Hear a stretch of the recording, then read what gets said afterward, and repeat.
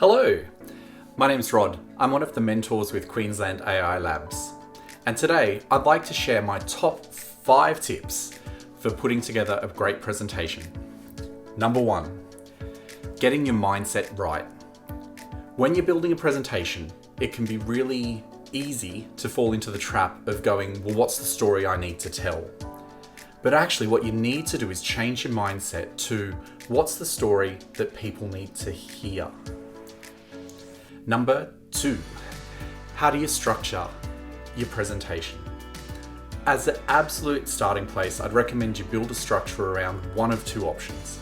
Option 1 being what's the problem, confirming what's your solution and what's the benefit.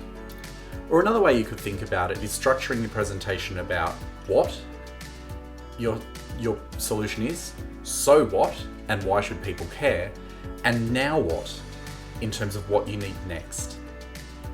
Number 3, particularly when we're talking about all things AI, there can be a lot of jargon terms. So it's really important that you think about the terms you might need to define that might not be easily understood.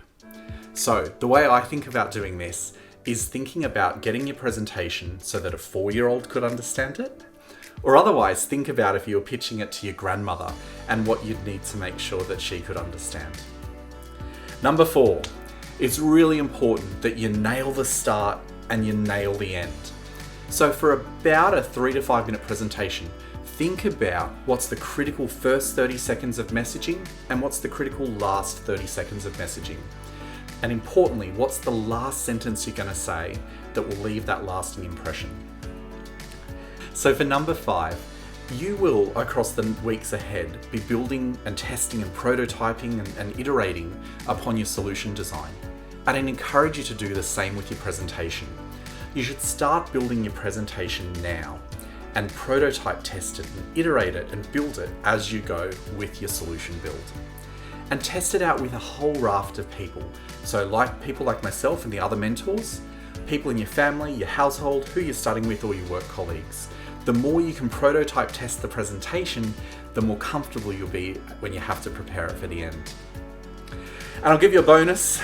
So, when you're presenting, even presenting virtually these days, because we're not all face-to-face due to COVID, you might still have anxiety, and that's okay.